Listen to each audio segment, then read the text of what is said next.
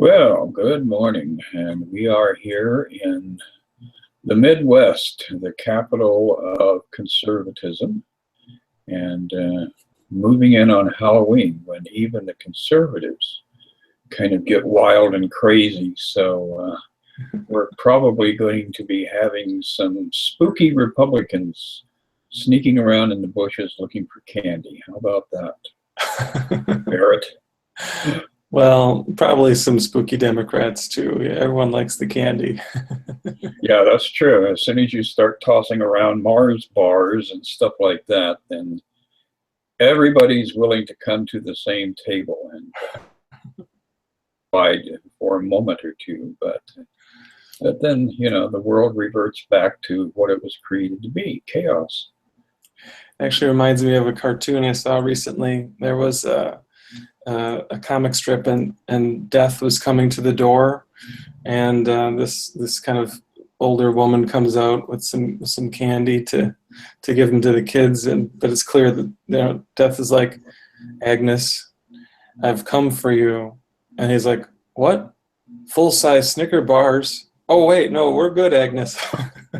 Yeah, I love that one. That one's been floating around on Facebook for a while, and I'm pretty much on board with the Grim Reaper when it comes to that sort of thing.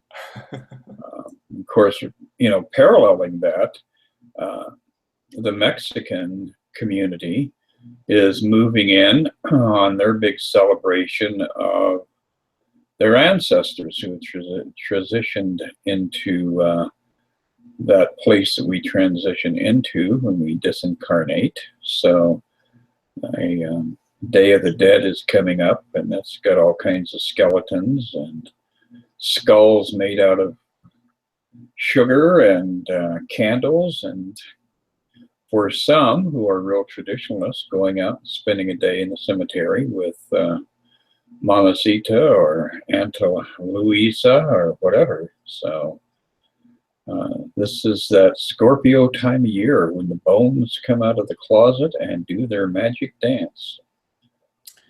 Yeah, yeah. And it's interesting just to see all the different ways that our different cultures connect with death a little differently. In the U.S. we have this kind of spooky holiday, and as you said, in more the Mexican tradition, they have this really honoring and respecting those who passed over. Um, and I think the Course gives us an even very different perspective on death, which is that death itself is actually not real.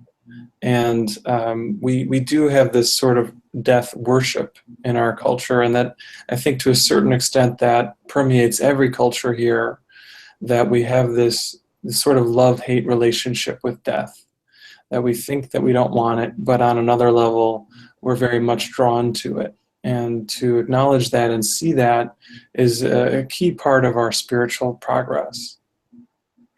It is, absolutely. And one of the one of the statements that Jesus made was, "Let the dead bury the dead," and or their dead, and that has also been one of those statements that kind of spiked me, because that really is what it's all about. If you're really committed to all the activities and all the compelling issues and adventures this world presents to you, you are just an ambulatory dead person who's out there blundering around in a world of illusions and dreams. And unfortunately, you're going to be burying your dead, which is kind of burying yourself as well. So I think it's always very interesting how Jesus brings us back to that kind of shock reality when he makes these very, very Zen statements that kind of rock you down to your soul. Yeah, yeah. And I think it fits a lot with this topic that we're going to look at today, which is section 7 in chapter 24. So this is the section called The Meeting Place. And the very opening sentence, I think, ties into this theme, which says, "How bitterly does everyone tied to this world defend the specialness he wants to be the truth. His wish is law to him, and he obeys. So I think what this is really saying is that we are really attached to the ego thought system. And we don't often consciously see that this attachment brings with it everything that's attached to the ego. And obviously, death is one of the pillars of the ego's thought system that we don't realize we're actually holding tight when we hold tight to our individuality. But that's something that we're starting to see, and the more that we can see it, the more that we can question it, and we can actually start to have a different experience. That is very true. And a lot of times the different experience that comes through for us can be quite a surprise, because we have all these preconceptions and all these things that we have made sacred for our own special needs of maintaining that ego thought system. And then when there's just even a tiniest amount of surrender, you get a whole different perspective that comes bubbling up from deep within. And that's the activity of the Holy Spirit, is to offer you thoughts that perhaps challenge all of your cherished beliefs. So that's why it's so important for us to pursue the Course diligently, and more especially to pursue that state of silence, of living in silence and being in that state of receptivity, because the voice is always trying to come through. But we frequently are blocking that with all of our brain chatter and being engaged in saving the world instead of saving ourselves, which is the first step in saving the world. Yeah, it's true. This world can be very beguiling, and it serves a purpose. And what we don't always see is that it serves the purpose that we gave to it. That the purpose of blocking out the awareness of our truth is actually the reason that we made up this world in the first place. That, as the Course says, this world was made as an attack on God. Now, those are pretty bold words, and they really speak to why we did this. Again, if we had this false idea that there is a punishing God in the mind, and this idea that we needed to run away and hide, then this world becomes a very good place for us to hide out in. And that's why we're always distracted by one thing and then another thing. We're always looking over here for our happiness and over there. And we just kind of keep going down these circuitous routes of the ego, not seeing that they're not taking us where we really want to go. And this is the moment where we shift into an awakening, where we see that every time we've gone down this ego path, it's led us to more sadness. Then we start to say, maybe I don't want to do this anymore. Maybe I want to try a different way. And that really corresponds with Helen and Bill's saying to Helen, there's got to be a better way, which was the genesis of the Course itself. And we too find ourselves at these turning points in our life where we say, there's got to be a better way. Yes, and as soon as we're willing to entertain that idea, it gets presented to us from a variety of different directions. So anybody who's listening to our discussion here today, at some point in the past, you undoubtedly had voiced that question to yourself about there being a better way. And that's how we all of a sudden have things like the Course in Miracles and a variety of other avenues of awakening that start coming up and becoming visible in our field of awareness. And that's the beauty of the way all of this works, is that it really is a thing of giving allowance and letting go and stepping back, rather than jumping on a bandwagon and taking off on a crusade. With this current political year that we've got going, it's interesting how extreme the polarization has become. And this is, again, that idea of our specialness, that we are so in a panic about, we're trying to preserve it. We're in fear of losing it.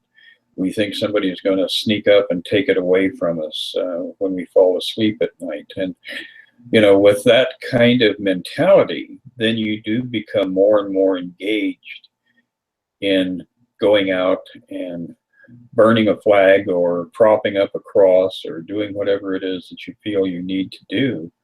But with all that activity going on in your mind, and with all that craziness going on around you peripherally, what you are experiencing is the ego's strongest tool, which is to keep you in panic mode. And that keeps you away from your own serenity, from your own inner peace, and from your own understanding of exactly what this world actually is. So we have to be able to look upon both Hillary and Trump as being God's perfect child, as having the face of Jesus, and stop trying to defend our bigotry or our phobias, our anger, our resentment about the presence of these people in our lives. Yeah, yeah. And sometimes this political arena is one of the more challenging ones to really see that light and love in everyone that we look at. But that is what our goal is. Our goal is to really see nothing less than the Son of God in everyone that we meet. And, I think as we work on that exercise, what becomes really helpful is to see the ways that certain people, we have trouble doing that. Whether it's a politician, maybe it's a friend, maybe it's a family member or a coworker. There's probably someone for you that if you say that person is the Christ, you kind of go, and that's a really helpful bit of information, because it shows you that there's something that you're not wanting to look at in you. There's some kind of dark corner within. And then that's where your forgiveness work is you can say, okay, I have some more healing to do. There is a way for me to see this person, to see this situation with a loving and kind perspective. And even if I'm not there yet, I know it's possible. So, if you can help me, Jesus, this is what I want. I want to know your peace. I want to know your truth. And just see what happens. Maybe you'll be surprised. Well, I think you definitely will be surprised if you do that invocation of "Help me, Jesus," because in its own subtle fashion, what you're doing is you're putting me, your personality, your little ego, on the back burner, and you're allowing yourself to be, even if for a millisecond, absorbed into that perfect ego that walked amongst us. And within that, there is a clarification of reality. Within that, there is an opening into a much higher understanding of what life on this planet really is all about. And we love to imagine ourselves to be the protectors and the nurturers and the nourishers of those around us. We love to defend both others as well as ourselves, and yet we're always in a defensive posture. A little bit further down in this particular section of the course we're looking at, it says, "The Father keeps what He created safe. You cannot touch it with the false ideas you made, because it was created not by you. Let not your foolish fancies frighten you. What is immortal cannot be attacked.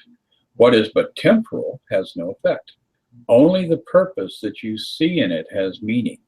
And if that is true, its safety rests secure. If not, it has no purpose and is means for nothing." So that really pulls us back from that ledge that we're always inclined to run up to, of jumping into a situation where we're saving the whales and saving the ecosystem and saving green stamps. Even whenever you're in saving mode, you're not allowing that presence to be actively a part of your world. And as soon as you step back and say, okay, what God created doesn't need to be saved, and what I created isn't real anyway. So that puts you in a whole different vector. That gives you a whole different set of experiences to pursue as you're going through this process of awakening. Yeah, yeah. You know, we kind of go on a lot of these different journeys that ultimately are dead ends. And sometimes we don't see that they're a dead end until we get all the way to that wall that keeps us from going further. But eventually we start to get that earlier and earlier on the path. And we say, you know, I don't really need to take this all the way till I crash. I'm just going to go back to that path of peace, which always is the path of looking at the situation with Jesus. And you know, this is why Jesus says miracles are habits, because we practice developing the habit of seeing through eyes of love. We practice developing the habit of coming into knowing our true self. And the more and the more and the more that we do that, the more that we find ourselves adopting that perspective with every challenge that comes our way. And it's something that we do build up over time. So I think we find that we can access this meeting place, as this section is talking about, this truth that cannot be touched by any false ideas, more and more readily. And it becomes more of a natural default within us, which is a shift from where we start off when the ego is more the natural default.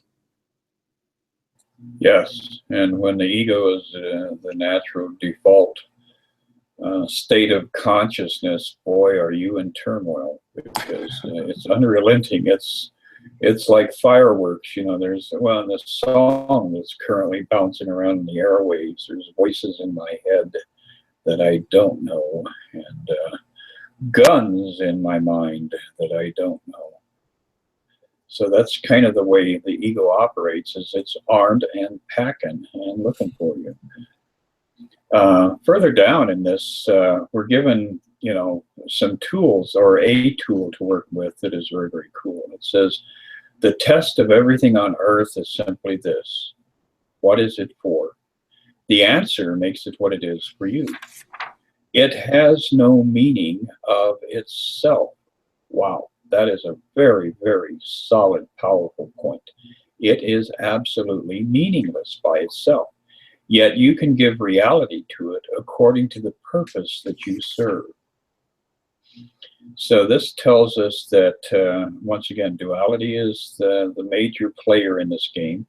And if you ascribe the purpose of love and atonement and healing to any object around you or to any circumstance around you, you can transform it and turn it into the beginning of a new era, the new beginning of a door opening for yourself and for those around you. Yeah, yeah, and that really kind of that new beginning, that new opening is what we're all going for. It is a really kind of an amazing journey as we take the blinders off and we start to see ourselves and the world around us and all of our brothers and sisters with eyes of love. And that's why Jesus calls that experience the happy dream, because we can still be in the dream as we relinquish all of our blinders of fear and guilt and shame. And that experience starts to be a lighter one, a more joyful one, a more peaceful one. And yeah, that's really what we all want, is we want more peace, more joy, and more happiness. So the good news is that this practice is taking us where we want. And it's just a matter of continuing whatever comes our way, to continue to ask for help, to continue to look at the perspective through the eyes of love, and to really see what's there. It's not always easy, but it is always possible. Very true. And, you know, this also brings up questions around the idea of creation, because when most people are thinking about that idea of creation. Oh, I'm going to become a co-creator with God. I'm going to go out and make a bed of roses where there used to be a field of thorns. I'm going to make a gazillion dollars. I'm going to manifest. I'm going to have, all these creations that I bring into being. And a lot of people lose themselves and their whole lifetime engaged in that pursuit of a physical manifestation, of a physical creation. But we're given a much different understanding of what true creation is by looking through a lot of different places in the course. But in this particular section, it says a co-creator with the Father must have a son, yet must the Son have been created like himself, a perfect being, all-encompassing and all-encompassed, nothing to add and nothing taken from, not born of size, nor place, nor time, nor held to limits or uncertainties of any kind. Here do the means and the end unite as one, nor does this one have any end at all. All this is true, and yet it has no meaning to anyone who still retains one unlearned lesson in his memory, one thought still uncertain, or one wish with a divided aim. And so here we're given a kind of a understanding of what God is suggesting about the idea of creation. For God, it was a projection of itself. So in order for God to enjoy the companionship of another, it created absolute total perfection, which is a reflection of itself. And we have that same compulsion. Even in the most mundane part of the material world, we frequently watch people who are unconsciously motivated to literally spread their seed, to go out and have as many kids as possible. Unfortunately, they're imagining physical babies, and they're not recognizing, this possibility of creating perfection. When you see that newborn infant, when you experience that contact with a part of God that has been drawn out of the state of perfection, that awakening member of our society or of our humanity, we're reminded that that's what true creation is. It's that extension of God's perfect being. And since God is love, it is the extension of absolute, totally engulfing love and sending it out in infinitude throughout all space and time and beyond that. Yeah, and that idea of God's love being infinite, being endless, being what we are, I think is a really nice way for us to kind of wrap this this talk up today, because it really reminds us of the goal of all of our work. That's what we're going for. We're always going for that experience, and anytime our experience is telling us something else, we can get that there's something that's untrue, that's in our mind, and that we want to question that. We want to bring that up and say, okay, well, I know that I am a holy child of God. If I'm not experiencing it right now, then I must be believing something false. And eventually that will bring us to that experience. That will bring us to knowing that truth, knowing that joy, knowing that love. So as we come up on Halloween here, somewhat spooky holiday, I just want to wish everyone who's watching this and sharing in this talk that experience of love, that experience of truth and wholeness. Yes, and for those who go out and spend a little time with their ancestors in the cemeteries, perhaps you will be blessed by recognition of their presence, that they never died. They are always with you, and they are love in expression. So why don't you surrender to that same love yourself, and just we'll just love our way through the Halloween weekend, even though it's going to be 70 degrees and not quite as Halloweeny as normal. It's still going to be kind of a fun weekend. That sounds good. Yeah, yeah. So everyone have fun, and yeah, everyone, I guess, be a little Halloweeny. There you go. And Oscar Mayer Halloweeny. How about that? So I'll speak with you in 1 week, Barrett. All right, sounds good, Chris. You have a good one, man. Take care.